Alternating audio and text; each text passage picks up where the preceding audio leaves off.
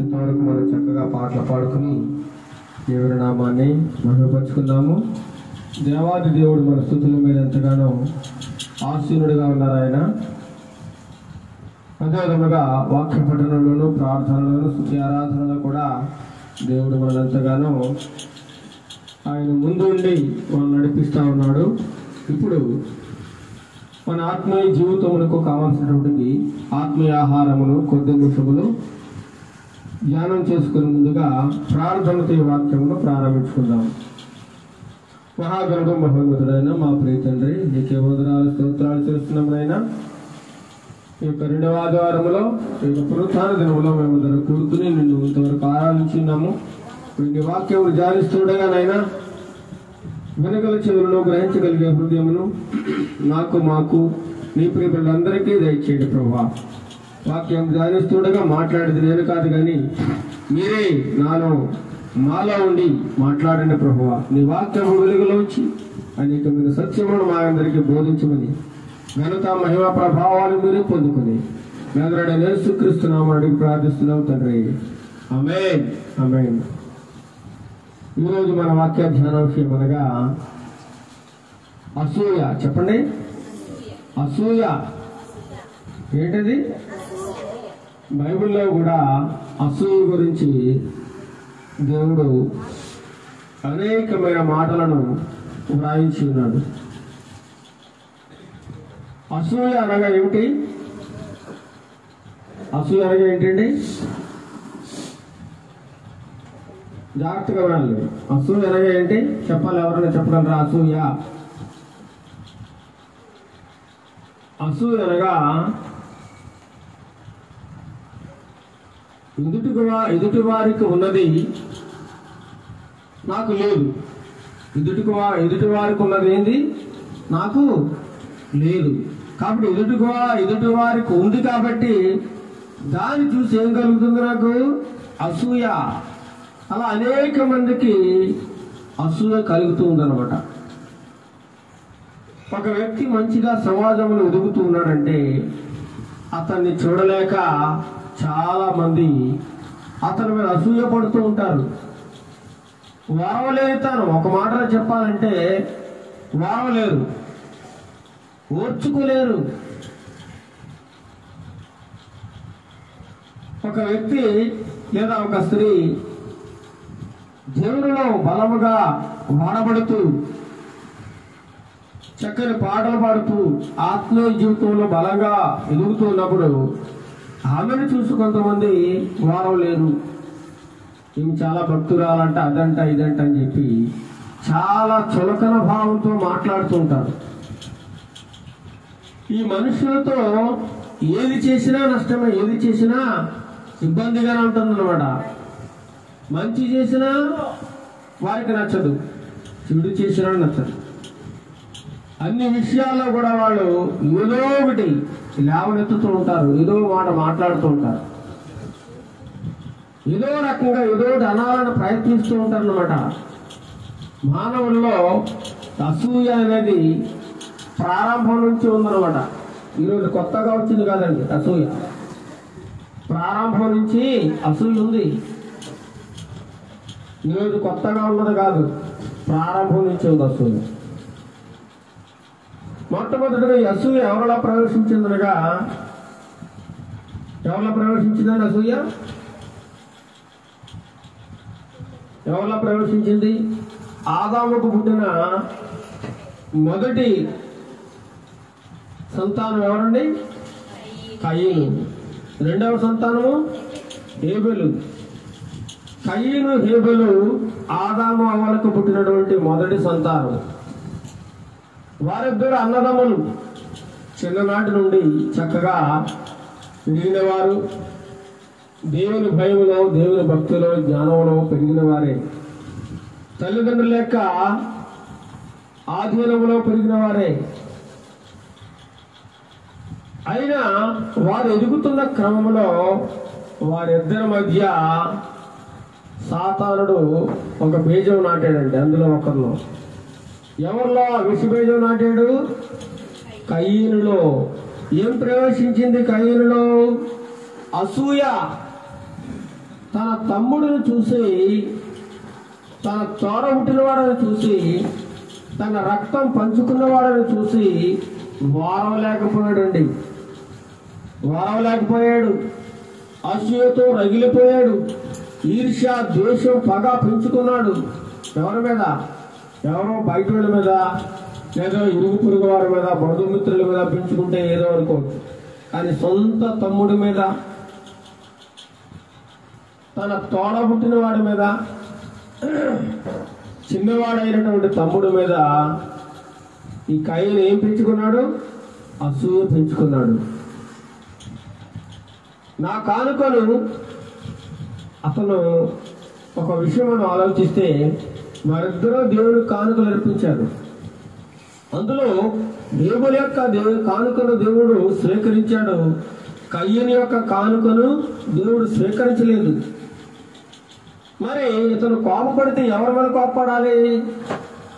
దేవుడు తీసుకోలేదు కాబట్టి దేవుడిని అడగాలి.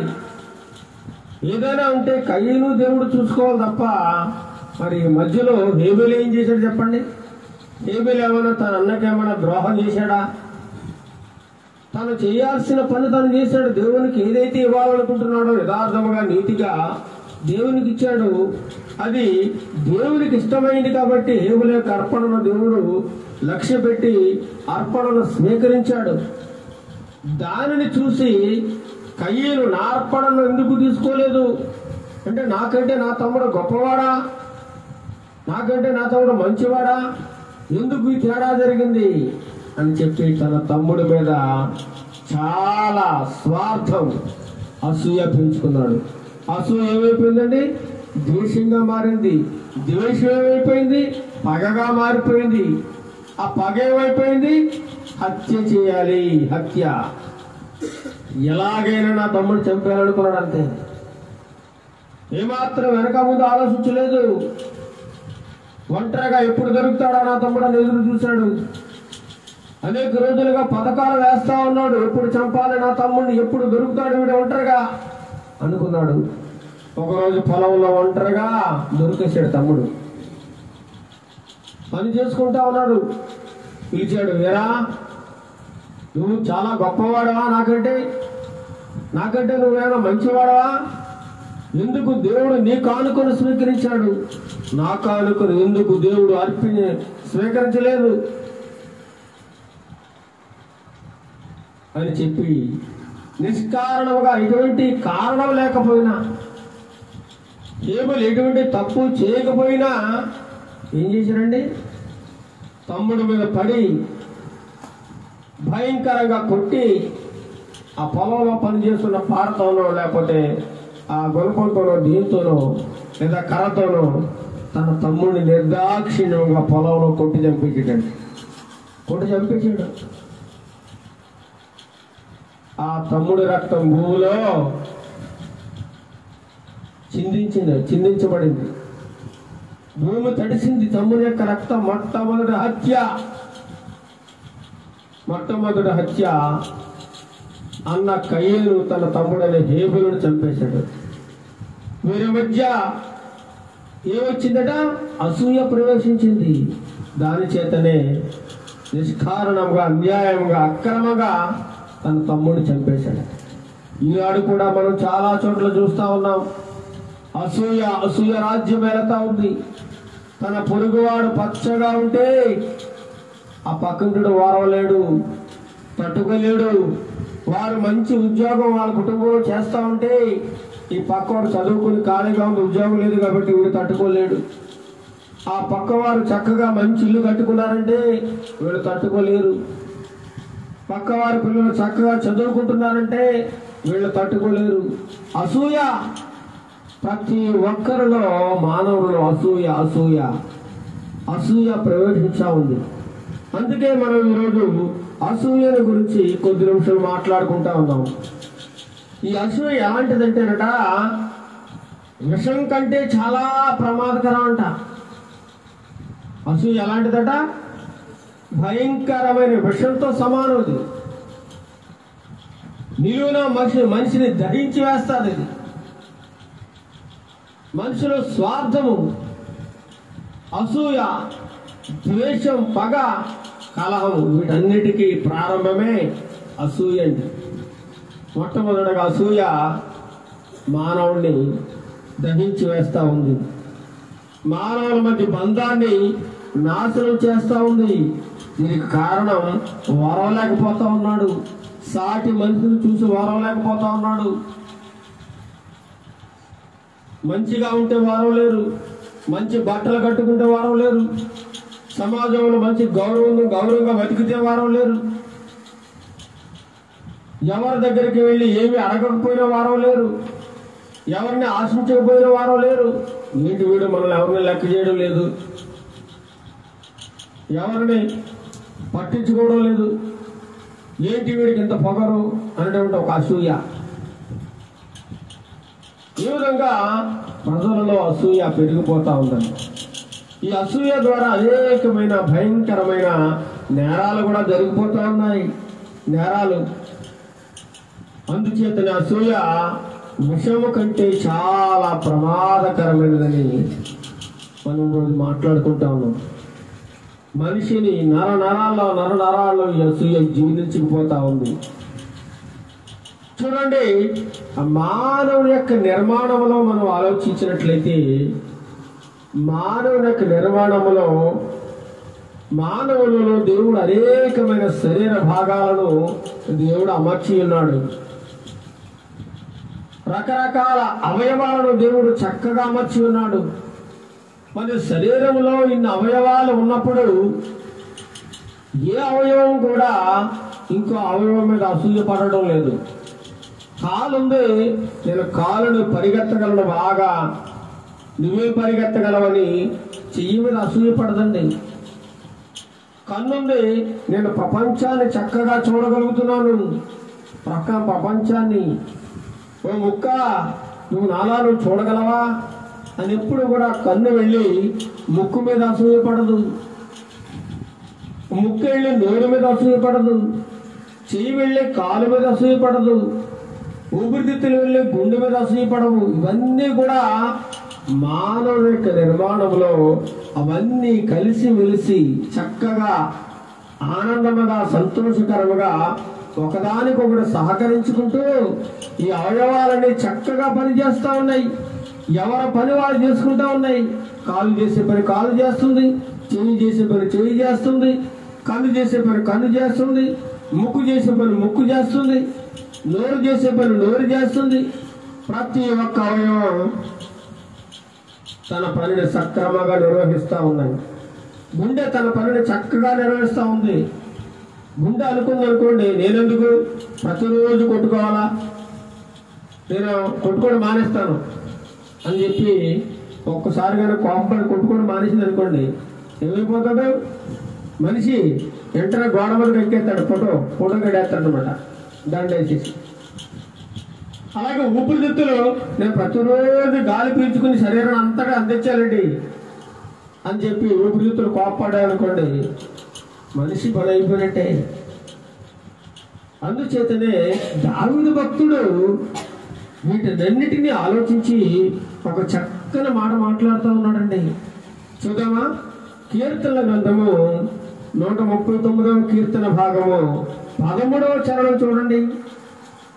139వ కీర్తన భాగము 13వ చరణము చక్కగా చదవాలి. 139వ కీర్తన భాగము 13వ చరణము. నా అంతరింద్రియములను నీవే కలుగజేసితివి, నా తల్లి గర్భమందు నన్ను నిర్మించిన వాడవు నీవే. దావీదు భక్తుడు అంటున్నాడు, నా అంతరింద్రియములను ఎవరు కలుగు చేశారు? చిన్న బుక్ ఇలా ఉంటాయి, చిన్న బుక్. నా అంతరింద్రియములను ఎవరు కలుగు చేశారు అంటున్నాడు. నేనే కలుగు చేసుకున్నాను. నా కళ్ళు, నా కాళ్ళు, నా చెవులన్నీ నేనే తయారు చేసుకున్నాను అన్నాడా? ఎవరన్నా మనిషి తనకు తానుగా ఏదైనా చేయగలరా చెప్పండి? ఏమి చేయలేడు. అందుకే దావీదు భక్తుడు నా అంతరింద్రియములను అనగా లోపల ఉండే ప్రతి అవయవాన్ని, శరీరంలో ఉండే ప్రతి అవయవాన్ని నీవే కలుగు చేసావు దేవా. లోపల ఏమున్నాయి చెప్పండి? కిడ్నీలు ఉన్నాయి, మనకు కనబడతాయా? కనబడవు. గుండె ఉంది, లివర్ ఉంది, ఊపిరితిత్తులు ఉన్నాయి, ఇంకా అనేక రకాల శరీర భాగాలు లోపల ఉన్నాయి. కానీ మన కంటికి కనిపించడం లేదు, కానీ అవన్నీ చక్కగా పనిచేస్తూ ఉన్నాయి. అందుచేతనే ఈరోజు చక్కగా మాట్లాడగలుగుతున్నాం, పని చేయగలుగుతున్నాం, ఆహారాన్ని తినగలుగుతున్నాం, ఎక్కడికైనా వెళ్ళగలుగుతున్నాం. నా అంతరేంద్రియములు నీవే కలుగు చేసిదివి. నా తల్లి గర్భమందు నన్ను నిర్మించిన వాడవు నీవే. నీవే. చాలా మంది అనుకుంటారు, పిల్లలు పుడుతున్నారు కదా, పిల్లలు పుట్టడానికి ఒక అమ్మాయి అబ్బాయి పెళ్లి చేసుకుంటే వారు కాపురం చేస్తే ఎలాగైనా పిల్లలు పుట్టేస్తారనుకుంటారు. ఎలాగైనా పిల్లలు పుట్టేస్తారు, వారు సంసారం చేస్తే చాలు పిల్లలు పుడతారనుకుంటారు. ఇది చాలా వారి యొక్క అవివేకము, అజ్ఞానం అది. అందుకే అంటాడు, గర్భఫలము యెహోవా ఇచ్చు బహుమానము. దేవుడు నీకు ఆ గిఫ్ట్ బహుమానముగా ఇవ్వకపోతే నీకు ఆ గర్భఫలం అనేది ఉండనే ఉండదు. కొన్ని లక్షల కోట్ల కణాలు పోట్లాడి శరీరంలో ప్రవేశించి అనేక రకాల కణాలు నిర్జీవమై చనిపోతూ ఉన్నప్పుడు ఒకే ఒక్క కణము బతికి బయటపడి ఆ యొక్క స్త్రీ గర్భములోకి అండాశయము ద్వారా వెళ్ళి బతుకుతుందండి. ఒకే ఒక కణము. ఆ ఒక్క కణము ఏమండి రూపము దాల్చుకుని దేవుడు ఆ ఒక్క కణాన్ని అభివృద్ధి చేసి లోపల కన్ను, అందమైన కళ్ళు, ముక్కు, చెవులు, ఏమంటే గుండె, ఊపిరితిత్తులు, కాళ్ళు, చేతులు, ఇవన్నీ కూడా దేవుడు మనకు తెలియకుండానే దేవుడు వాటినన్నిటినీ చక్కగా ఒక పద్ధతిలో నిర్మిస్తా ఉన్నాడు. అందుచేతనే దేవుడు అంటున్నాడు, దావీదు భక్తుడు అంటున్నాడు దేవుని స్తుతిస్తూ, నా తల్లి గర్భమందు నన్ను ఏం చేశాడు? నిర్మించిన వాడవు నీవే. చూడండి, ఒక అందమైన ఒక మంచి ఇల్లు, మనం దారిన పోతా ఉంటే మంచి ఇల్లు కనబడుతుంది అనుకో, చాలా అందంగా. ఆ ఇల్లు చూసి మనం అనుకుంటాం చాలా అందంగా ఉంది ఇల్లు, బా ఎవరు కట్టారో కానీ చాలా చూడముచ్చటగా, చాలా మంచి డిజైన్స్ చేశాడండి, ఆ ఇంజనీర్ని చాలా మెచ్చుకోవాలండి అంటా ఉంటాం.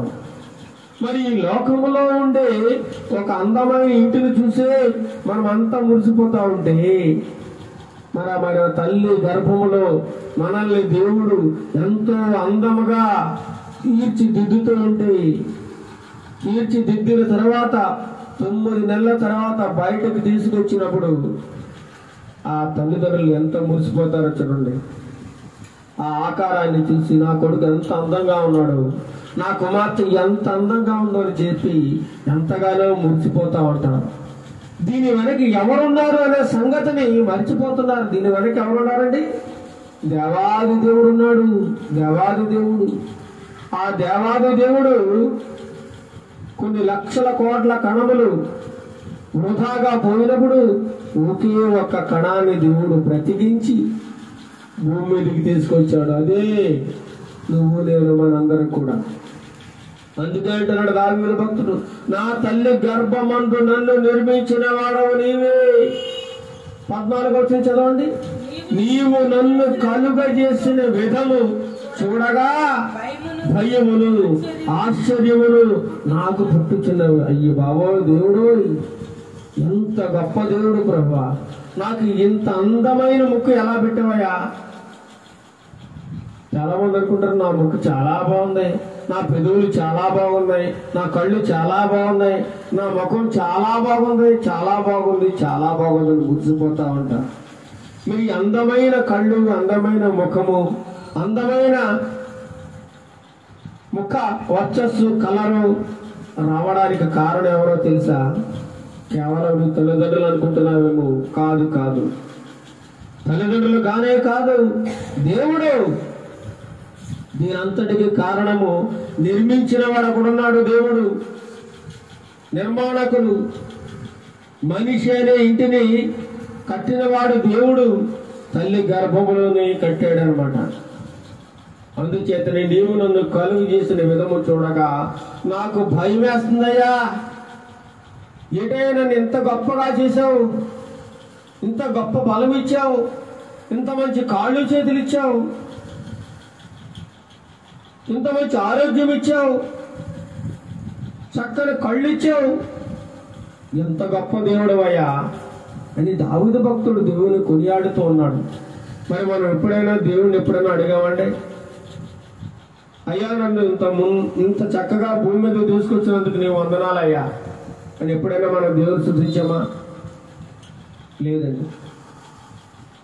దావీదు స్తుతిస్తా ఉన్నాడు, నీవు నన్ను కలుగు చేసిన విధము చూడగా నాకు భయం కలుగుతుంది, ఆశ్చర్యం అయిపోతుంది. ఆశ్చర్యం, ఒక చిన్న కణము ఇంత 6 అడుగుల మనిషి, 5 అడుగుల మనిషిని, 70-80 కేజీల మనిషిని తయారు చేస్తా ఉంది. అందుని బట్టి నీకు ఏం చేస్తున్నాను, నేను కృతజ్ఞతాస్తుతులు చెల్లించుచున్నాను. నీ కార్యములు ఎలాంటి అట? ఆశ్చర్యకరం. ఆశ్చర్యం. చూడండి, ఒకడుకున్న కళ్ళు మళ్ళీ ప్రపంచంలో ఎవరికి ఉండవట. మనకు లాంటి కళ్ళు ఇంకొకటి ఎవరికి ఉండవు. అలాగే మన వేలిముద్రలు ప్రపంచంలో ఇంకెవరికి ఉండవట. ఎంత గొప్ప దేవుడో చూడండి, మనిషిని ఎంత చక్కగా నిర్మించాడు. మరి ఈ మనిషిని నిర్మించినప్పుడు ఈ మనిషిలో ఉన్న అవయవాలన్నీ ఏ ఒక్కటి కూడా ఒకదాని మీద ఒకటి అసూయ చెందడం లేదు, ఒకదాని మీద ఒకటి కోపం పెట్టుకోవడం లేదు. అన్నీ కలిసిమెలిసి పనిచేస్తూ ఉన్నాయి. కానీ మనుషుల మధ్య మాత్రం అసూయ పెరిగిపోతా ఉంది, రోజు రోజుకి అసూయ. మొదటి కొరింథీయులకు రాసిన పత్రిక 6వ అధ్యాయం 19వ వచనం చూడండి. మొదటి కొరింథీయులకు రాసిన పత్రిక 6వ అధ్యాయము 19వ వచనం చూసినట్లయితే దేవుడు అక్కడ గొప్ప మాట వ్రాయించి ఉన్నాడు పౌలు గారి ద్వారా. మొదటి కొరింథీయులకు రాసిన పత్రిక 6వ అధ్యాయము 19వ వచనం చదవండి. నీ దేహము దేవుని వలన మీకు అనుగ్రహింపబడి మీలో ఉన్న పరిశుద్ధాత్మకు ఆలయమై ఉన్నదని మీరు ఎరుగరా? మీరు మీ సొత్తు కారు, విలువ పెట్టి కొనబడిన వారు గనుక మీ దేహముతో దేవుని మహిమపరచుడి. నా నోరు నా ఇష్టం, నీ ఇష్టమా? ఎక్కడిది నోరు? దేవుడు ఇచ్చాడు కాబట్టి ఈ నోరు చక్కగా మాట్లాడుతూ ఉంది. ఒకడు అన్నాడట, ఏమన్నాడు? నా ఇష్టం వచ్చాడు మాట్లాడతా, నా ఇష్టం వచ్చు, నా నోరుది. ఇది తయారు చేసుకున్నాడు మరి నోరుని. ఆ నోట్లో నాలుక, పళ్ళు, ఆ దంతాలు అన్ని తయారు చేసుకున్నాడు కాబట్టి నా నోరు అంటున్నాడు. నా నోరు నా ఇష్టం వచ్చినట్టు మాట్లాడతాను, నా ఇష్టం వచ్చినట్టు చేస్తాను, నా ఇష్టం వచ్చినట్టు పలుకుతాను అనుకున్నాడు. దేవుడు ఏం చేశాడట, ఒకరోజు ఆ నోరును మూసేసాడట. ఏం చేశాడు? నోరు మూసేసాడు. ఏట్రా నీకు అంత గర్వం, ఏట్రా అంత పొగరేంట్రా నీకు? ఆ నోరు నీదా? నువ్వు ఎక్కడికి వెళ్ళి పొందించుకున్నావు నోరుని? ఎవరిచ్చారా ఆ నోరు? ఆ నోరు నేను నీకు ఎందుకు ఇచ్చాను? నీ ఇష్టం వచ్చినట్టు పెరగడానిక, నీ ఇష్టం వచ్చినట్టు మాట్లాడడానిక అని చెప్పి ఆ నోరుని ఇంకా స్టాప్ చేశాడు, ఆపేశాడు. ఇంకా నోరు పనిచేయడం మానేసిందండి. అప్పుడు ఆడికి బుద్ధి వచ్చింది, అయ్యో ప్రభా, నువ్వు ఇచ్చిన నోరుతో పనికిమాలిన మాటలు మాట్లాడాను, దుర్మార్గమైన మాటలు మాట్లాడాను, అనేకులను బాధపెట్టాను, ఈ నోరుతో అనేకులను ఏడిపించాను, అనేక గొడవలకు కారణం ఈ నోరే, ఈ నాలుకే.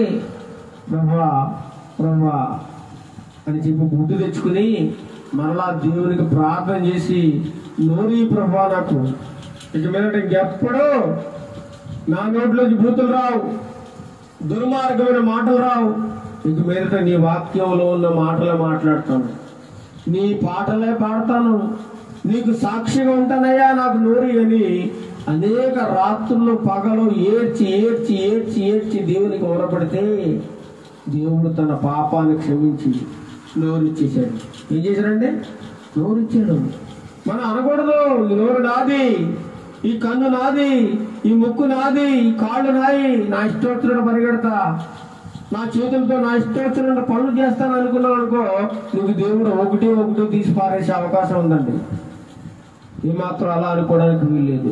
అందుకే అంటున్నాడు ఇక్కడ పౌలు గారి ద్వారా, దేవుడు మీ దేహము దేవుని వలన మీకు అనుగ్రహింపబడిందయా. ఈ శరీరం నీదనుకుంటున్నావేమో, దేవుడిది, దేవుడిచ్చాడు నీకు. ఈ అవయవాలు, ఈ భాగాలన్నీ దేవుడిచ్చినవి. కాబట్టి మీలో ఉన్న పరిశుద్ధాత్ముడు నివాసం చేస్తా ఉన్నాడు మీలో, మీకు తెలియడం లేదు. మీలో దేవుడు నివాసం చేస్తా ఉన్నాడు. చాలా మంది అంటారు, మా ఆలయంలో దేవుడు ఉన్నాడు, మా చర్చిలో దేవుడు ఉన్నాడు, ఇంకెక్కడా దేవుడు లేడు, మా సంఘంలో దేవుడు ఉన్నాడు, పరిశుద్ధాత్మ దేవుడు ఉన్నాడు, మా దగ్గరికి రండి, మా దగ్గర స్వస్థతలు పొందుకోండి, ఆశ్చర్యకార్యమైన కార్యములు పొందుకోండి, మీరు బాగుపడతారు, మీరు రోగాలు పోతాయని చాలా మంది పాస్టర్లు ఈరోజు అనేక మందిని రాబట్టుకుంటా ఉన్నారు, మా దగ్గర దేవుడు ఉన్నాడని. కానీ దేవుడు ఎక్కడ ఉంటాడు? దేవుడు నివాసం చేసేది ఎక్కడ తెలుసా? ఎక్కడండి? మన దేహములో. దేవుడు మన దేహములో నివాసం చేస్తాడు, కానీ ఎక్కడ గుళ్ళోను గోపురాల్లోనూ దేవుడు ఉన్నాడండి. మన దేహం అనే ఆలయంలో దేవుడు నివసిస్తాడు. కాబట్టి దేవుడు మనలో నివాసం చేయాలంటే మనం ఏం చేయాలండి? మన దేహాన్ని పరిశుభ్రంగా ఉంచుకోవాలట. ఈరోజు పరిశుభ్రంగా ఉంచుకుంటున్నారా? లేదండి, దాని నిండా సారా పోసేస్తా ఉన్నారు, బ్రాంతి పోసేస్తా ఉన్నారు, విస్కీ పోసేస్తా ఉన్నారు, పానపరాగులు, గుట్కాలు, సిగరెట్లు, రకరకాల మత్తు మందులు, రకరకాల భయంకరమైన చెడు ఆహారం తిని ఈ శరీరాన్ని లోపల అవయవాలను సర్వనాశనం చేసేసుకుని, దేవుడు ఒక 70 సంవత్సరాలు బతకరా బాబు నీకు ఆయుష్ ఇచ్చానంటే 30 సంవత్సరాలకి రాలిపోతా ఉన్నాడు. కారణం దేవుడే చెప్పండి. దేవుడు తీసిపోయాడు అంటారు చాలా మంది. దేవుడే తీసిపోలేదు, వీడికి వీడే చచ్చిపోయాడు, వీడికి వీడే అవయవాలను పాడు చేసుకున్నాడు, నాశనం చేసుకున్నాడు తాగి. దేవుడైతే చక్కని మంచి అవయవాలు ఇచ్చాడు, పాడు చేసుకున్నాడు. కానీ దానికి దేవుడు కారణం కాదండి, దానికి దేవుడు కారణం కాదు. మీలో ఉన్న పరిశుద్ధాత్మకు ఆలయమైనదని మీ దేహము మీకు తెలియదా, మీరు ఎరగరా అంటున్నాడు. మీరు మీ సొత్తు కారు అంటే నీ మీద నీకు ఎటువంటి అధికారం లేదు. మనం చాలా మంది కోపంలో ఏం చేస్తారు తెలుసా? చేతులు కోసుకుంటారు, పీకలు కోసుకుంటారు, ఊరేసేసుకుంటారు, మందు తాగేస్తూ ఉంటారు. పాపం ఎవరన్నా ఒక మాట అన్నారనుకో తట్టుకోలేరు, ఇక చచ్చిపోతారు. కత్తి తీసుకుని పొడుచుకుని చచ్చిపోతాం, లేదా ఏదో తాగి చచ్చిపోతాను. ఎవరిదనుకున్నావు ఈ శరీరం నీదా చంపేయడానికి? ఇక్కడ మాట్లాడుతున్నాడు, మీరు మీ సొత్తు కారు. అసలు నీవు నీ సొంతం కానే కాదు, మనిషి. ఈ శరీరం మీద నీకు ఎటువంటి అధికారం లేదు. చంపుకోవడానికి కానీ, కాల్చుకోవడానికి కానీ, ఏదైనా తాగి చచ్చిపోవడానికి కానీ నీకు ఎటువంటి అధికారం లేదు. ఎందుకంటే ఈ శరీరము నాది, దేవుడిచ్చింది, దేవుడిది. ఇంకేమంటాడు? విలువ పెట్టి కొనబడిన వారు. మనం ఎలాంటి వాళ్ళట? డబ్బెట్టి కొనుక్కున్నాడు దేవుడు. నీ డబ్బు తెలుసా? ఆయన శివులో కార్చిన రక్తం అనే డబ్బుతో కొన్నాడు. మనం ఆయన రక్తంతో మనల్ని కొనుక్కుని ఈరోజు మనల్ని సజీవంగా నిలబెట్టాడు. ఈరోజు నిలబడి మీ ముందు ఈ వాక్యం చెబుతున్నానంటే ఎన్నో ప్రమాదాలు, ఎన్నో మరణకరమైన భయంకర ఉపద్రవాలు, మరణ అంచుల వరకు వెళ్ళిపోయినా సరే దేవుడు కాపాడేసాడు. మరణానికి దేవుడు అప్పగించలేదు. ఇంకా దేవుడు మన ద్వారా ఎన్నో కార్యక్రమాలు చేయాలి. ఈ సువార్త ప్రకటింపబడాలి. దేవుని మాటలు అనేక మందికి తెలియజేయాలని దేవుడు ఒక మహా గొప్ప ఉద్దేశము కలిగి సాతానుడు ఎన్ని విధాలుగా మనల్ని చిత్రహింసలు పెట్టిన ఒక్కొక్కసారి శరీరాన్ని నలగొట్టేస్తా ఉంటాడట. యోబు గారి శరీరాన్ని నలగొట్టినట్టు యోబు గారి కుటుంబాన్ని సర్వనాశనం చేసినట్లు సాతానుడు కొన్నిసార్లు మనకి ఏం చేస్తారంటే భయంకరమైన రోగాలు పెడతా ఉంటాడు, భయంకరమైన తట్టుకోలేని శ్రమలు పెడతా ఉంటాడు, తట్టుకోలేని ఇబ్బందులు పెడతా ఉంటాడు. ఎలాగైనా దేవుడు వదిలేయాలని, దేవునికి దూరం అయిపోవాలని వాడు ఎన్ని రకాలమైన కుట్రలు చేస్తూ ఉంటాడు. కానీ దేవుడు ఏం చేస్తున్నాడు? వాడు చేసిన ఎన్ని కుట్రలైనా రాని, ఎన్ని బాధలైన బట్టని దేవుడు ప్రతి బాధలో నుండి కాపాడుతూ ఉంటాడు, ప్రతి బాధలను తప్పిస్తూ ఉంటాడు. మనం అనుకుంటాం ఈరోజు చాలా కష్టంగా ఉంది, చాలా బాధగా ఉంది, ఈరోజు నేను వాక్యం చెప్పలేమనేమో అనుకున్నాను. ఉదయం పరిస్థితి అలా ఉంది. కానీ దేవుడు ఏం చేశారంటే తన ఆశ్చర్యకరంగా అద్భుతంగా దేవుడు వాక్యం చెప్పడానికి అవకాశం ఇచ్చాడు, దేవుడు మాటలు చెప్పడానికి అవకాశం ఇచ్చి నిలబెట్టాడు. ఇదంతా దేవుని కృప, దేవుని కృప. ఎందుకంటే నన్ను దేవుడు తన రక్తం పెట్టి కొనుక్కున్నాడు, అలాగే నిన్ను కొన్నాడు. ఈ లోకంలో ఉన్న అనేకమైన పిల్లలను దేవుడు రక్తం పెట్టి కొనుక్కున్నాడు, ఈ లోకంలో నుంచి విడిపించి. అందుచేత నీ మీద నీకు ఎటువంటి అధికారం లేదు. నేను అలా చచ్చిపోతాను, ఇలా చచ్చిపోతాను అనడానికి వీలు లేదు. ఏమాత్రము ఆ మాట నీ నుంచి రాకూడదు. నీ మీద నీకు ఇటువంటి అధికారం లేదు. సమస్త అధికారము మనిషి మీద ఒక్క దేవునికి మాత్రమే ఉందండి, దేవునికి మాత్రము తప్ప మనిషికి ఏమాత్రము తన శరీరం మీద అధికారం లేదు అని దేవుడు స్పష్టంగా మాట్లాడుతూ ఉన్నాడు. చూద్దాం మార్కు సువార్త 4వ అధ్యాయం 24వ వచనం చూడండి. మార్కు సువార్త 4వ అధ్యాయము 24వ వచనం. మార్కు సువార్త 4వ అధ్యాయము 24వ వచనం చూసినట్లయితే దేవుడు అక్కడ 4వ అధ్యాయము 24వ వచనం. మరియు ఆయన మీరేమి వినుచున్నారో జాగ్రత్తగా చూచుకొనుడి. మీరెట్టి కొలతతో కొలుతురో మీకును అట్టి కొలతతోనే కొలవబడును, మరి ఎక్కువగా మీకు ఇవ్వబడును. కలిగిన వానికి ఇవ్వబడును, లేని వానికి కలిగినదియు వాని యొద్ద నుండి తీసివేయబడును అంటున్నాడు దేవాది దేవుడు. మీరు జాగ్రత్తగా చూసుకోండి అబ్బాయిలు. ఓ అయ్యా, ఓ అమ్మ, ఓ తల్లి, ఓ అక్క, చెల్లి మాట్లాడుతున్నాడు దేవుడు. మీరు జాగ్రత్తగా చూసుకోండి. మీరేం వింటున్నారో మీకు అర్థమవుతుందా?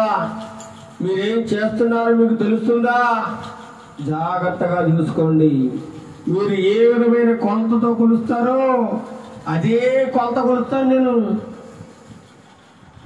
నువ్వు దేవుడికి ఏదైతే ఇస్తున్నావో నేను నీకు తిరిగి అదే ఇస్తాను. నీ పొరుగు వాడి మీద కుట్రలు చేస్తా ఉన్నావా, నీకు కూడా అదే కుట్ర. నీ పొరుగు వాడి మీద అబద్ధ సాక్ష్యాలు పలుకుతున్నావా, నీకు కూడా అదే. నువ్వేం చేస్తే నీకు అదే వస్తుంది. నీ పొరుగు కూడా అసూయ పడతా ఉంటే నువ్వు కూడా అసూయకు పాలవుతావు, నిందల పాలవుతావు. నువ్వేది చేస్తే అదే.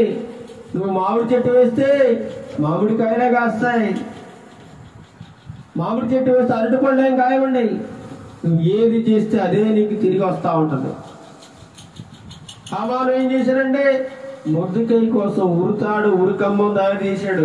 ఎలాగైనా వీడిని చంపించేయాలి, రేపు ఎలాగైనా ఉరి తీసేయాలి. ఎంత కుట్రమన్నాడండి, ఎంత కుట్ర. తెల్లారిసరికి దేవుడు ఏం చేశాడు? తారుమారైపోయింది. ఉరి ఎవరినైతే తీయాలనుకున్నాడో, ఎవరి మీదైతే అసూయపడ్డాడో, ఎవరి మీదైతే కక్ష కట్టి ఎలాగైనా చంపేయాలి మొర్దెకైని అనుకున్నాడో, హామాను తిరిగి ఆ మరణాడికి అదే ఉరి కొయ్యి మీద హామాను ఉరి తీయబడ్డాడండి. నువ్వు ఏం చేస్తావో నీకు అదే తిరిగి వచ్చేస్తావు. ఎదుటివాడికి నువ్వు అన్యాయం చేస్తున్నావా, నువ్వు అన్యాయం పాలైపోతావు. ఎదుటివారి కుటుంబాన్ని పాడు చేస్తున్నావా, నీ కుటుంబం సర్వనాశనం అయిపోతుంది. ఎదుటివారిని వ్యభిచారంలోకి దిగుతున్నావా, నీ కుటుంబం కూడా వ్యభిచారం పాలైపోతున్నా. నువ్వు ఏది చేస్తే అదే వస్తుంది. జాగ్రత్త, జాగ్రత్త. మీరు ఏ కొలత కొలుస్తారో మీకు కూడా అదే కొలత వస్తుంది. అంతకంటే నేను ఎక్కువ ఇచ్చేస్తాను మీకు అంటే డబల్. నువ్వు ఒకడికి 10% అన్యాయం చేసావు అనుకో, డబల్ నీకు 20% అన్యాయం పాలైపోతావు. జాగ్రత్త జాగ్రత్త అంటున్నాడు దేవుడు. జాగ్రత్తగా చూసుకోమంటున్నాడు. అందుకే ఈ లోక మాలిన్యము నుండి మనల్ని రక్షించడానికి దేవుడు తన రక్తాన్ని ధారపోశాడు. చూడండి, తీతుకు రాసిన పత్రిక 3వ అధ్యాయము 5వ వచనం. తీతుకు రాసిన పత్రిక 3వ అధ్యాయము 5వ వచనం చూడండి. తీతుకు రాసిన పత్రిక 3వ అధ్యాయము 5వ వచనం. మనము నీతిని అనుసరించి చేసిన క్రియల మూలముగా కాక తన కనికరము చొప్పుననే పునర్జన్మ సంబంధమైన స్నానము ద్వారాను పరిశుద్ధాత్మ మనకు నూతన స్వభావము కలుగజేయడం ద్వారాను మనలను రక్షించెను. మనము నీతిని అనుసరించి చేసిన క్రియల మూలముగా కాక తన కనికరము చొప్పుననే, అనగా బాప్తిస్మం. పునర్జన్మ అంటే ఏంటండి? బాప్తిస్మం. నువ్వు బాప్తిస్మం తీసుకోవాలి కంపల్సరీ. నువ్వు దేవుని రాజ్యంలోకి వెళ్ళాలంటే నువ్వు చేసిన సమస్త పాపాలు ఒప్పుకొని మారు మనసు పొంది పునర్జన్మ స్నానం అనగా బాప్తిస్మం తీసుకోవాలి. నువ్వు అనుకుంటున్నావేమో, నేను మంచి పనులు చేస్తా ఉన్నాను, దాన ధర్మాలు చేస్తా ఉన్నాను, నాకు స్వర్గంలోకి డైరెక్ట్గా వెళ్ళిపోతాను అనుకుంటున్నావు. ఏం పని అవ్వదు. నువ్వు ఎన్ని మంచి పనులు చేసినా, ఎన్ని నీతి కార్యాలు చేసినా, ఎన్ని దాన ధర్మాలు చేసినా నీకు స్వర్గం దొరకదు, పరలోక రాజ్యం దొరకదు. ఏముండాలి మరి? పునర్జన్మ స్నానం ఉండాలి, బాప్తిస్మం ఉండాలి. అంతేకాకుండా దేవుని యొక్క కనికరం నీవు ఉండాలి. అంతేకాకుండా నువ్వేం చేయాలట? నూతన స్వభావాన్ని ధరించుకోవాలి. నూతన స్వభావం. పాత బతుకంతా కూడా తీసేసుకోవాలి. పాత బతుకు సమాధి కట్టేయాలి, కొత్త జీవితాన్ని ప్రారంభించాలి. ఎఫెసీయులకు రాసిన పత్రిక 2వ అధ్యాయం 1వ వచనం చూడండి. ఎఫెసీయులకు రాసిన పత్రిక 2వ అధ్యాయము 1వ వచనం. మీ అపరాధముల చేతను పాపముల చేతను మీరు చచ్చిన వారై ఉండగా ఆయన మిమ్మును క్రీస్తుతో కూడా బ్రతికించెను. ఈరోజు మన పరిస్థితి ఎలా ఉందంటే, అపరాధములు అనగా తప్పులు, ఎన్నో తప్పులు చేస్తున్నాము. ఉదయం లేచిన దగ్గర నుంచి పడుకునేంత వరకు నేను ఏ తప్పు చేయలేదు అన్నవాడు ఎవడన్నాడు చెప్పండి? గుండెపై చేసుకుని ఎవరు లేడు. అందుకే వాక్యం, నీతిమంతుడు ఒక్కడు కూడా లేడు. ఉదయం లేచిన దగ్గర నుంచి పడుకునేంత వరకు ఏదో ఒక తప్పు చేస్తూనే ఉంటాం, ఏదో ఒక పాపం చేస్తూనే ఉంటాం, ఏదో ఒక కనీసం చిన్న అబద్ధం ఏదో ఒకటి ఆడుతూ ఉంటాం.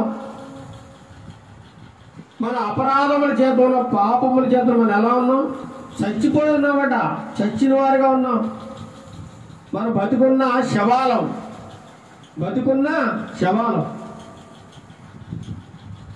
మనిషి బతికే ఉంటాడు కానీ శవం. ఎందుకని శవం? వాళ్ళలో రకరకాల కుళ్ళి, కుట్ర, కుతంత్రాలు, అసూయ, ద్వేషం, పగ, భయంకరమైన చెత్త చెదారం అంతా నిండిపోయింది ఆడు హృదయంలో.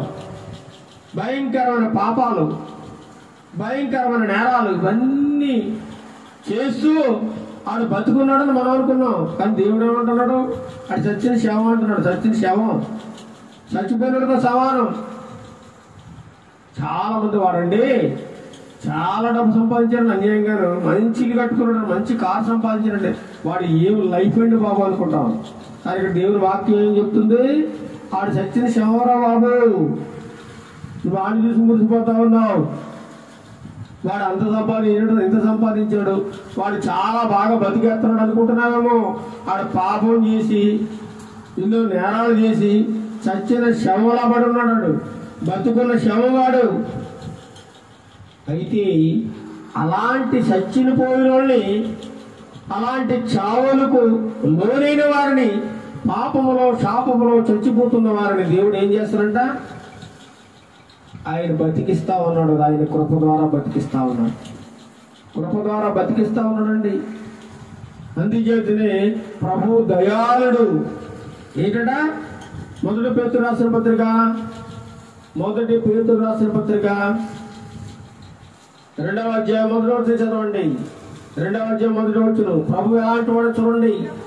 ప్రభువు దయాళుడని మీరు రుచి చూచి ఉన్నాడలా సమస్తమైన దుష్టత్వమును, సమస్తమైన కపటమును, వేషధారణను, అసూయను, సమస్త దూషణ మాటలను మాని కొత్తగా జన్మించిన శిశువులను పోలిన వారే నిర్మలమైన వాక్యము అనే పాల వలన రక్షణ విషయంలో ఎదుగు నిమిత్తము ఆ పాలను అపేక్షించడు. ఏ పాలు? వాక్యం అనే పాలు తాగాలను. ఉదయం లేచిన దగ్గర నుంచి మనమే పాలు తాగుతున్నాం, ప్యాకెట్ పాలు, కల్తీ పాలు తాగుతున్నాం. అందుకే మనకు రోగాలు ఎక్కువైపోతా ఉన్నాయి. ఉదయం లేచినప్పుడు వాక్యాన్ని చదువుకోవాలి, వాక్యాన్ని ధ్యానించాలి. వాక్యం అనే పాలు తాగాలట. ప్రభు దయగలవాడు, ప్రభు దయాళుడు. మనం రుచి చూసిన తర్వాత మనం ఏముండకూడదు? సమస్తమైన దుష్టత్వం ఉండకూడదు, సమస్తమైన కపటం. పైకి బాగానే మాట్లాడతాడు, లోపలంతా కుళ్ళే. లేనిపోయిన నవ్వును పెదాల మీద తెచ్చుకుని నవ్వుతూ ఉంటారు కొంతమంది. అడిగి నవ్వు రాదు, కానీ మనం చూసి నవ్వుతూ ఉంటాడు. పనికి మాల నవ్వుని, కపటం నవ్వు. లోపల కుళ్ళి కుట్ర పెట్టుకుని పైకి నవ్వుతూ మాట్లాడుతూ ఉంటారు కొంతమంది. ఎందుకంటే ఉపయోగం లేదు. అసూయ మనం మాట్లాడుకుని ఈరోజు అంశం అసూయట ఎముకలకు కుళ్ళు పడేస్తే నరాల్లో జీర్ణించిపోతాం. అసూయ మనిషిని సర్వనాశనం చేసేస్తుందండి. అందుచేత అసూయ ఉండకూడదు. సమస్తమైన దూషణ మాటలు చీటికి మాటికి ఇంకా నోట్లోంచి ఇంకా అంచి పనికి వాళ్ళ మాటలు వస్తాయి. ఇంకా మంచి మాట రాలేక ఎప్పుడు వాళ్ళని తిట్టా, వీళ్ళని తిట్టా, ఏదో ఒక మాట మాట్లాడుతూనే ఉంటాను. అందుకే అంటున్నాడు దేవుడు, సమస్తమైన దూషణ మాటలను ఏం చేయడం మాట్లాడమంటాడా? లేదు, మానేయి. సమస్తమైన దూషణ మాటలు మానేయి. ఒకవేళ ప్రభువు దయాళుడు అని నువ్వు ఒకవేళ రుచి చూచి తెలుసుకుంటే ఇవన్నీ మానేసి ఏం చేయాలంట? నిర్మలము అయిన వాక్యము అనే పాలు నిరంతరం తాగాలి. అంతేకాకుండా అప్పుడే పుట్టిన చిన్న పిల్ల, శిశువు, ఏమైనా ఆవిడకి ఏమైనా పాపం తెలుస్తుందా? పాపం తెలుస్తుందా? బూతులు ఏమైనా మాట్లాడుతుందా? అసూయ ఏమైనా ఉంటుందా? ఏముండదు. అప్పుడే పుట్టిన శిశువు ఎంత నిర్మలంగా ఉంటుందో, ఎంత పరిశుద్ధంగా ఉంటుందో, ఎంత పవిత్రంగా ఉంటుందో. నువ్వు కూడా అలా మారిపోవాలి రబ్బాయి అంటున్నాడు దేవుడు. అలా మారిపోతేనే నీకు పరలోక రాజ్యం. చాలా మంది చచ్చిపోయిన వెంటనే ఏం చేస్తారంటే చక్కగా మంచి పెట్టి చేయించేస్తారు. మంచి పెట్టి ఒక 5,000 10,000 పెట్టి చేయించేస్తారు. చక్కగా సమాధి చేసేస్తారు. చక్కగా టైల్స్, మంచి టైల్స్, ఖరీదైన టైల్స్ చేసి చక్కగా పేరు రాసి శిలువ పెడేస్తారు. తీరా చూస్తే వాళ్ళు ఎక్కడికి వెళ్తున్నారు? వీళ్ళకేం తెలుసా? నరకానికి వెళ్ళారో పరలోకానికి వెళ్ళారో తెలుసా? తెలీదు. వాళ్ళు పరలోకానికి వెళ్ళాలంటే ఎలా ఉండాలి? కొత్తగా జన్మించిన శిశువును పోలి ఎవరైతే ఈ లోకంలో బతికినంత కాలం జీవిస్తారో వాళ్ళే పరలోకం వెళ్తారు. ఎవరికి పడితే ఆడికి పరలోకం లేదండి. ప్రభు అని పిలిచే ప్రతి ఒక్కడికి పరలోక రాజ్యం లేదు అని దేవుడే స్వయంగా చెబుతా ఉన్నాడు. మరి పాస్టర్లు ఏం చేస్తున్నారండి? అప్పుడే దేవుడి దగ్గరికి వెళ్ళిపోయాడండి. అప్పుడే దేవుడి దగ్గర ఉన్నాడు. ఇదేదో చూసి వచ్చినట్టు మాట్లాడుతూ ఉంటాడు. ఈ అయ్యగారు దేవుడి దగ్గరికి వెళ్ళిపోయాడు, ఆత్మ దేవుడి దగ్గరికి వెళ్ళిపోయిందని చక్కగా వాక్యం బోధిస్తూ ఉంటాడంట. నువ్వు దేవుడి దగ్గరికి వెళ్ళాలంటే నువ్వు కొత్తగా జన్మించిన శిశువులను పోలి ఉండాలి. నీలో కుళ్ళి కుట్ర, అసూయ, ద్వేషం, పగ, కలహం, వ్యభిచారం ఇలాంటి ఏది ఉండకూడదట, ఏది ఉండకూడదు.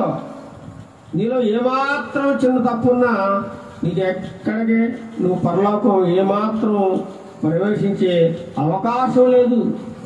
ముఖ్యంగా అసూయ ఉండకూడదు నీకు అని దేవుడు ఈరోజు మనతో మాట్లాడుతూ ఉన్నాడండి. అసూయ చాలా ప్రమాదకరం అంట, ప్రమాదకరం. ఒక సంవత్సరం క్రితం మహారాష్ట్రలో జరిగిన ఒక విషయాన్ని మీకు ఇప్పుడు చెబుతామేనండి. జాతీయుడు చూడండి.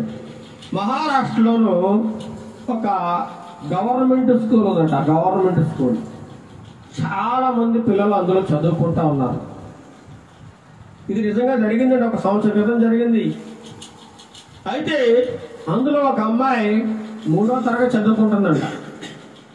ఎవరో ఒక అమ్మాయి 3వ తరగతి చదువుతుంది. ఆ అమ్మాయికి ఒక స్నేహితురాలు ఉంది. ఆ అమ్మాయి కూడా ఏం చదువుతుంది? 3వ తరగతి చదువుతుంది. 3వ తరగతి చదివి పిల్ల ఎంత ఉంటుంది చెప్పండి? ఎంత ఉంటుంది? ఒక 8 సంవత్సరాలు లేదా 9 సంవత్సరాలు వయసు ఉంటుంది. అయితే వారిద్దరూ కూడా, ఆ అమ్మాయి ఇంకొక అమ్మాయి ఇద్దరు స్నేహితులే. అయితే ఆ స్నేహితురాలు, ఈ అమ్మాయి స్నేహితురాలు చాలా బాగా చదువుతుందంట. ఆ టీచర్ గారు ఇచ్చిన హోంవర్క్ చక్కగా చేస్తూ ఉంది. టీచర్ గారు ఏం చెప్తే అది చేస్తూ ఉంది. చక్కగా చదువుకుంటుంది, చక్కగా ప్రతిరోజు స్కూల్కి వస్తుంది. చాలా బాగుంది. టీచర్లు అందరూ మెచ్చుకుని పొగుడుతూ ఉన్నారట ఈ అమ్మాయిని. చాలా బాగా చదువుతున్నారా, మీ తల్లిదండ్రులు చాలా అదృష్టవంతులమ్మా, ఇలాంటి పాపను కన్నందుకు చాలా వాళ్ళు అదృష్టవంతులు. ఎందుకంటే ఈ పాప చూసింది, చదివింది, చక్కగా మంచి జ్ఞానంతో నేర్చుకుంటుంది అని చెప్పి అందరూ మెచ్చుకుంటారట. ప్రతి పరీక్షలో కూడా ఫస్ట్ క్లాస్, 25కి 25 మార్కులు, 100కి 100 మార్కులు. ప్రతి పరీక్షలో బాగా చదువుతుంది. టీచర్లు అందరూ పొగిడేస్తా ఉన్నారు, టీచర్లు పొగుడుతున్నారు, బహుమానాలు గిఫ్ట్లు ఇస్తా ఉన్నారు ఈ పాపకి. అయితే ఇదంతా ఎవరు చూస్తున్నారు? పక్కనున్న స్నేహితురాలు, ఇంకొక అమ్మాయి చూస్తూ ఉంది. స్నేహితురాలు చూసి ఈ అమ్మాయిని చూసి వారవలేకపోతా ఉందట. ఏంటి ఈ అమ్మాయిని ఎంతగా పొగుడుతూ ఉన్నారు? దీనికి కారణం ఏంటి? నేను 2nd క్లాస్ వస్తున్నాను, నన్ను ఎవరో పొగుడుతూ లేదు. ఈ ఫస్ట్ క్లాస్ వచ్చిందనే పొగుడుతూ ఉన్నారు అంతసేపు అని చెప్పి ఈ అమ్మాయిని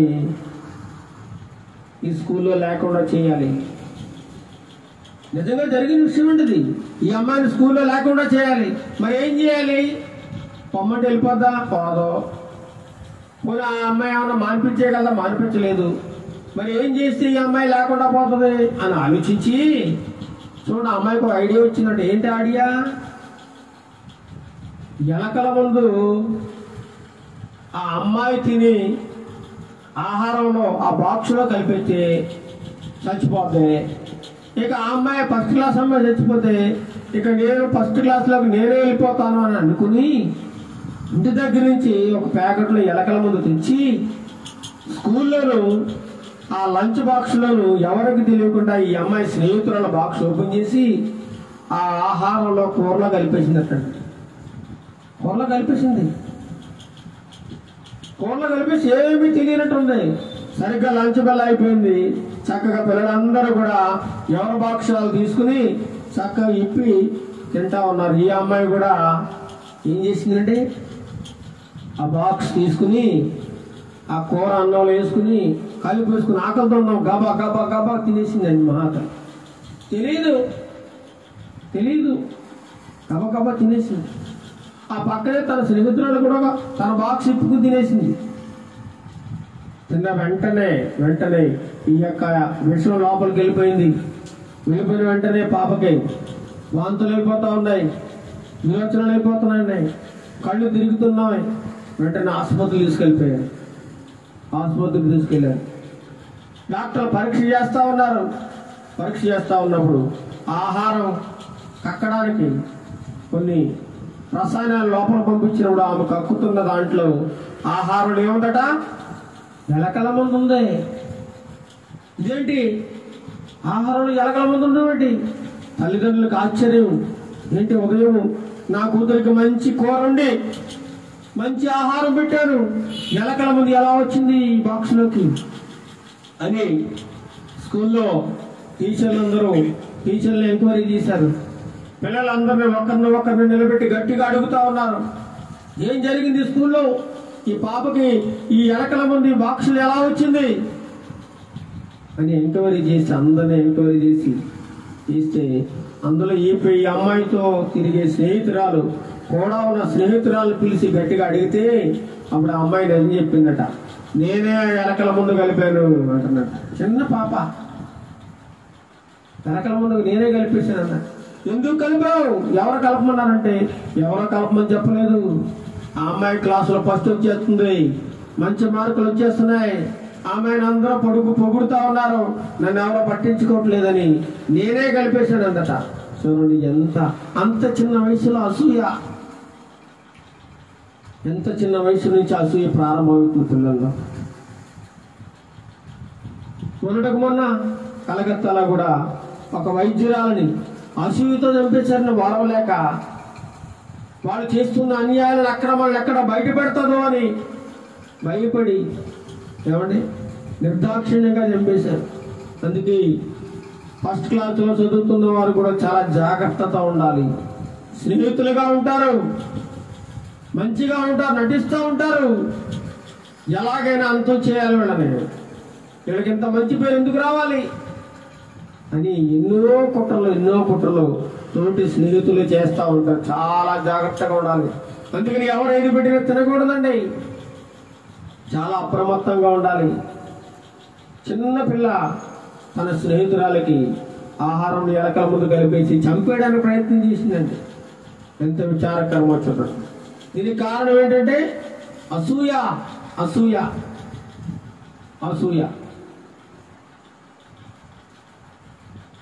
యాకోబుపై కూడా తన మామ అసూయ చెందాడండి. ఒకానొక దినాన లాబాను యాకోబు వచ్చినప్పుడు చాలా సంతోషించాడు.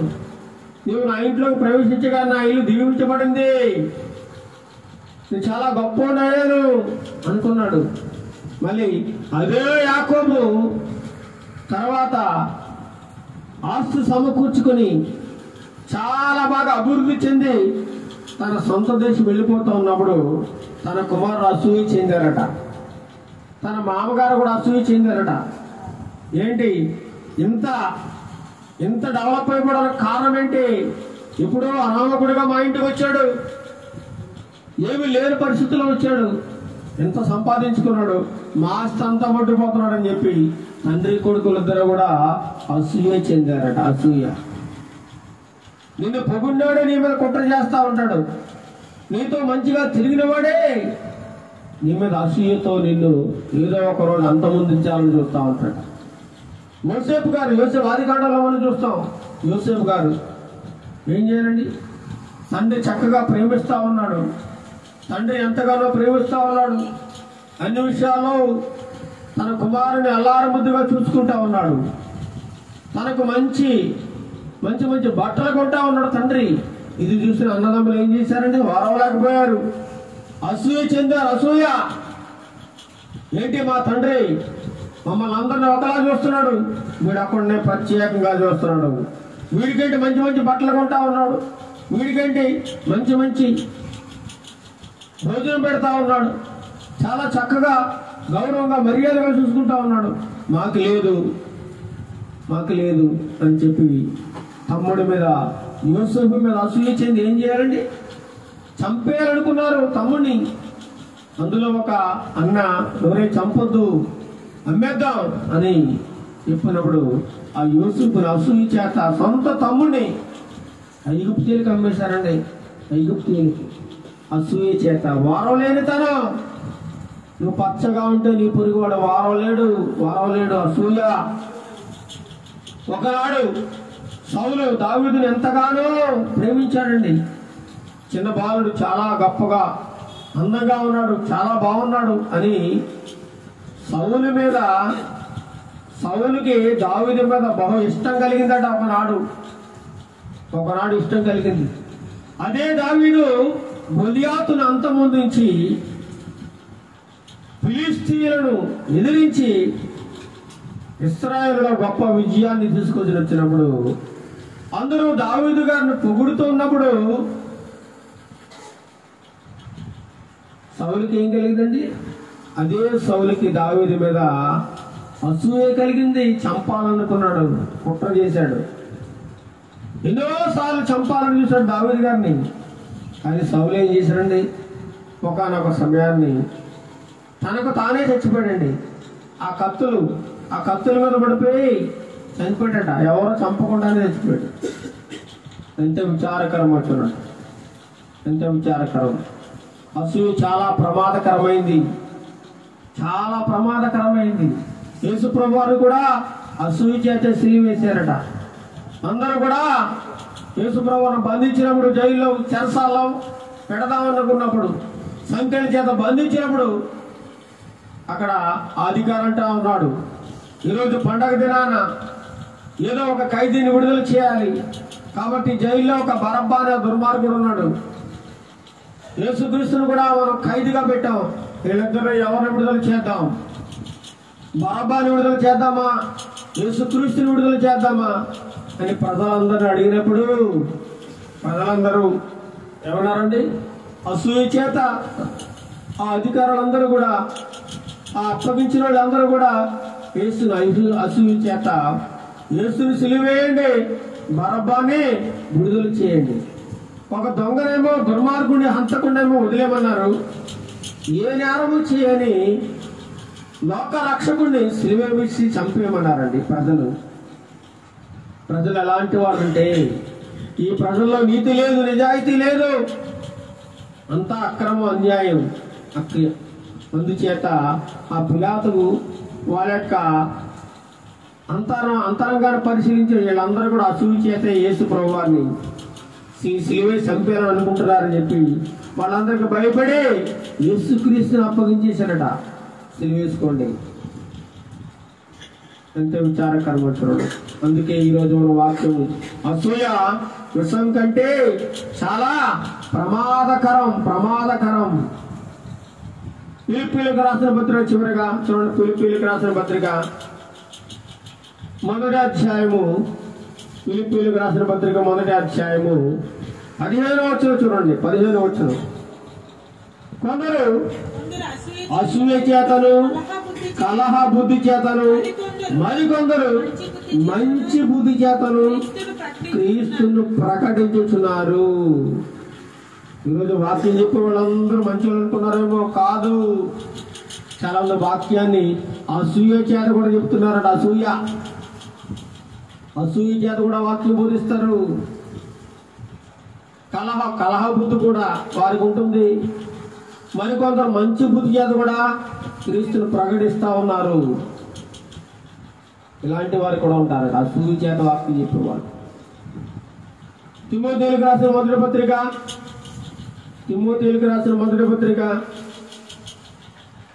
6వ అధ్యాయము 4వ వచనం చూడండి. 6వ అధ్యాయం 4వ వచనం. వాడేమియు ఎరుగక తర్కములను గూర్చియు వాగ్వాదములను గూర్చియు వ్యర్థముగా ప్రయాసపడుచు గర్వం. వాడికి ఏం తెలియదు, కానీ నాకంతా తెలుసు అంటాడు. నేను చాలా గొప్పవాడిని అంటాడు. అనవసరంగా వాదింతాడండి. వ్యర్థంగా పేలాములు పేలుతా ఉంటాడు. వీటి మూలంగా వచ్చేది ఏంటంటే అసూయ. ఏమొస్తుంది? అసూయ వస్తుంది. అసూయ, కలహము, దూషణలు, అనుమానాలు, చెడిపోయిన మనస్సు కలిగి సత్యహీనులై దైవభక్తి లాభ సాధనం అనుకును మనుషుల వ్యర్థ వివాదములు కలుగుతుంది. దైవభక్తి గొప్ప లాభ సాధన అయిపోయింది. ఈరోజు కూడా డబ్బు సంపాదించుకునే వ్యాపారం అయిపోయిందండి. ఈరోజు చాలా మంది కొత్త పాస్టర్లు బయలుదేరుతా ఉన్నారు. వాళ్ళ బోధలు చాలా విచిత్రంగా ఉంటున్నాయి. మొన్న ఒక బోధకుడు వాక్యం బోధిస్తా ఉన్నాడు. యేసు ప్రభు దేవుడు కాదు, యేసు ప్రభు దేవుడు కుమారుడు అంతే. యేసు ప్రభు దేవుడు కాదట, కేవలం ఆయన కుమారుడేనంట. ఆయన దేవుడు అనకూడదట. మనం దేవుడు ఎవరు మరి? యెహోవాయే దేవుడు. మరి యేసుక్రీస్తు ఎవరు? దేవుడు కాదు. ఎలాంటి వాక్యాలు బోధిస్తున్నారో చూడండి, ఎంత దుర్మార్గంగా. డబ్బు కోసం ఈ వాక్యాన్ని బోధించేది. ఇంకో బోధకుడు బయలుదేరాడు, యేసు నామమున బాప్తిస్మం, తండ్రి కుమార పరిశుద్ధాత్మ అంటే చెల్లదు, నరకానికి పోతారని ఇంకొకటి బోధిస్తా ఉన్నాడు. ఇంకొకటి ఏమంటున్నాడు, హవ్వ అంట సాతానుతో వ్యభిచారం చేసిందంట. వ్యభిచారం వల్ల పుట్టారంట ఆవిడ పిల్లలు. ఇదొక కొత్త రకం బోధ. ఎంత దుర్మార్గంగా వాక్యాన్ని బోధిస్తున్నారో చూడండి. దుర్మార్గమైన బోధలు బయలుదేరిపోయాయి. అందుచేతనే చాలా జాగ్రత్తగా ఉండాలంటున్నాడు. సమస్తమైన దుష్టత్వమును, సమస్తమైన కపటను, వేషధారణ, అసూయ, ఈ దూషణ మాటలు ఇవన్నీ మానాలని. చివరగా చూడు, సామెతల గ్రంథము 14వ అధ్యాయం 30వ వచనం చదువుకొని ముగించుకుందాం.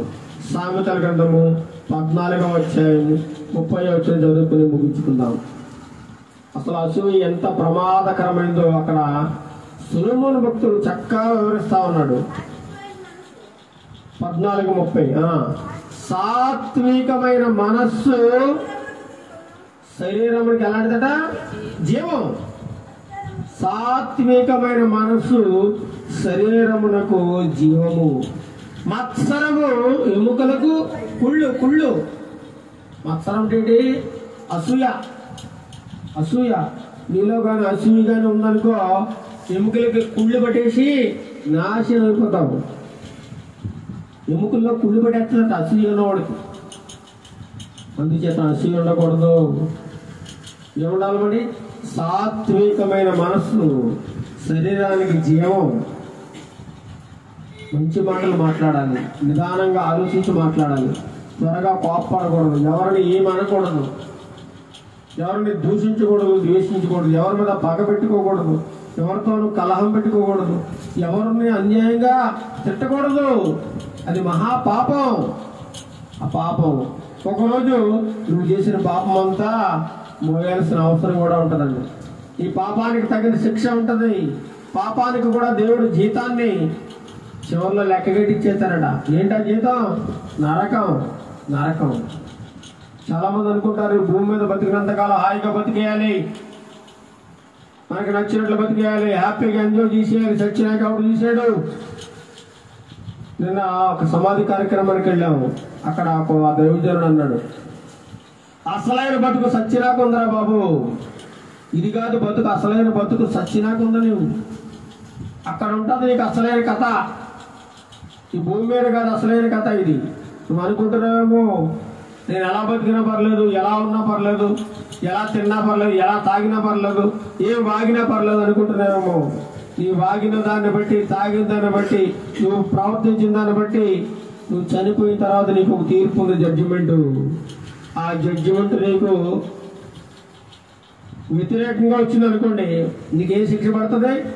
నరకం అనే శిక్ష పడిపోద్ది. నీ నిత్యము అగ్నిగుండంలో కాలుతూ ఉంటావు, కాలుతూ చావు రాదు, చచ్చిపోతావంటే ఆత్మకు మంటల్లో వేదన పడుతూ ఉంటావు. అలాంటి భయంకరమైన పరిస్థితి నీకు రాకుండా ఉండాలంటే నీతిగా, నిజాయితీగా, యథార్థంగా, సత్యం పలుకుతూ, ఎవరిని దూషించకుండా, ముఖ్యంగా నీలో అసూయ లేకుండా బతకాలి. అసూయగానే ఉందంటే అసూయ చాలా ప్రమాదకరం. నాగుపాము విషం కంటే చాలా ప్రమాదకరం. నాగుపాము విషం అంటే ఒక్కసారి అలా చచ్చిపోతాడు, కడిసిందంటే ఆ విషయం ఎక్కితే. కానీ అసూయ ఉందనుకోండి, జీవితాంతము కుళ్ళు, ఎముకలకు కుళ్ళట. అందుకే సొలొమోను భక్తుడు సాత్వికమైన మనస్సు శరీరానికి జీవము, మత్సరము అనగా అసూయ ఎముకలకు కుళ్ళు అంటున్నాడు. కాబట్టి అసూయ ఈ లక్షణాన్ని, ఈ చెడ్డ గుణాన్ని మన హృదయాల్లో ఒకవేళ ఉంటే ఈ క్షణమే తీసేసుకోవాలని, మంచి మనస్సు కలిగి జీవించాలని దేవుడు ఈ ఉదయకాల సమయంలో మనతో మాట్లాడుతూ ఉన్నాడు. ఈ మాటలను దేవుడు బహుగా దీవించి ఆశీర్వదించునుగాక. ఆమేన్. ప్రార్థన చేసుకుందాం. నిన్న నేడు నిరంతరం ఏకరీతిగా ఉన్న మా దేవా, ఇంతవరకు తండ్రి ప్రభువా, ఈ వాక్యపు వెలుగులోంచి అనేకమైన విషయములను మాకు బోధించినందుకు నీకు వందనాలు. ముఖ్యంగా నీకు ఆయాసకరమైన కార్యములు ఏమైనా చేస్తూ ఉన్నావేమో, నీకు నచ్చని పనులు ఏమైనా చేస్తూ ఉన్నావేమో, తెలిసి తెలియక అనేకమైన పనులు, చెడ్డ పనులు, భయంకరమైన పనులు చేస్తూ ఉన్నావేమో నాయన. నేను ఇంకా దుఃఖపెడుతూ ఆయాసపడుతూ ఇంకా నేను సులువు వేస్తున్నావేమో నాయన. మమ్మల్ని ప్రేమతో క్షమించండి ప్రభువా. మాలో ఉన్న చెడు లక్షణాలను, అసూయలు, ద్వేషమును, పగలు, మత్సరమును తీసివేయండి నాయన. అసూయ తండ్రి ప్రభువా విషయం కంటే చాలా ప్రమాదకరమని తెలుసుకున్నాము నాయన. నేను నమ్ముకున్న బిడ్డల్లో ఇటువంటి అసూయ ఏ ఒక్కరికి లేకుండా ప్రతి ఒక్కరూ సాత్వికమైన మనస్సు కలిగి జీవించడానికి, సమాధానం కలిగి జీవించడానికి, ప్రతి ఒక్కరితో గౌరవంగా, మర్యాదగా, చక్కగా మాట్లాడినైనా మంచి మాటలు పలకడానికి నీ కృప సహాయం మా బిడ్డలకు దయచేయండి ప్రభు. నువ్వెందు కదా అని ఏది పడితే అది వాక్కుండా నాయన, జీవం కలిగిన మాటలు, దైవ గ్రంథంలో సత్యముతో కూడిన దైవ వాక్కులు పలకడానికి నీ కృపతో తండ్రి ప్రభు ప్రతి ఒక్కరి నోటికి కాపుగా ఉంచండి నాయన. మా నోటికి కావల ఉంచండి నాయన. మా నోటికి మేము తాళ వేసుకుని కృపను దయచేయండి ప్రభు. మా నోటికి తాళం వేయండి. నీ వాక్య వెలుగులోంచి మాకు మంచి మాటలు బోధించినందుకు నీకు వందనాలు, స్తోత్రాలు చెల్లిస్తున్నాము నాయన. జీవితాంతం మేము బ్రతికినంత కాలము ఈ మాటలు మా హృదయంలో ఉంచుకొని ఈ మాటల ప్రకారంగా బ్రతకడానికి నీ కృప సహాయము మా ప్రియ బిడ్డలందరికీ దయచేయండి. ఈ వాక్యమైన ప్రతి కుటుంబాన్ని దీవించండి, ఆశీర్వదించండి. ఏ బిడ్డలను అసూయ లేకుండా మీరు తండ్రి ప్రభా మంచి బుద్ధిని, సాత్వికమైన బుద్ధిని కలిగించండి నాయన. అసూయ, మత్సరమును, కలహమును, కోపమును, ద్వేషమును తీసివేయండి నాయన. నువ్వు పరిశుద్ధులకు తగము అని నీ వాక్యం ద్వారా మాతో మాట్లాడేందుకు వందనాలు ప్రభు. మా కుటుంబాలను మేము సరి చేసుకునే భాగ్యం దయచేయండి. నీకు నచ్చని పనులు మేము ఏమైనా చేస్తూ ఉన్నామేమో మమ్మల్ని క్షమించండి నాయన, క్షమించండి. మాకు కలిగిన అనారోగ్య పరిస్థితుల నుండి మాకు విడుదల దయచేయండి, మంచి ఆరోగ్యం దయచేయండి నాయన. నీతిగా, నిజాయితీగా, యథార్థంగా బ్రతికే కృపను దయచేయండి ప్రభు. ఈ లోకంలో బ్రతికినంత కాలము నీకు నమ్మకమైన బిడ్డలుగా జీవించడానికి నీ సహాయం దయచేయమని, ఈ వాక్యం ఉన్న బిడ్డలందరినీ దీవించి ఆశీర్వదించమని, ఈరోజు జరుగుతున్న ఆరాధనలో మీరుండమని, ప్రతి ఒక్కరు నిన్ను స్తుతిస్తూ ఉండగా వారి స్తుతుల్ని మీరు అంగీకరించమని, గైకొనమని, ప్రతి ఒక్క కుటుంబానికి పేరు పేరున మీరు తోడు నీడగా ఉండి కాపాడమని తండ్రి ప్రభు. వరదల్లో, ఇబ్బందుల్లో చిక్కుకున్న బిడ్డలందరినీ మీరు కాపాడమని, ఆదరించమని,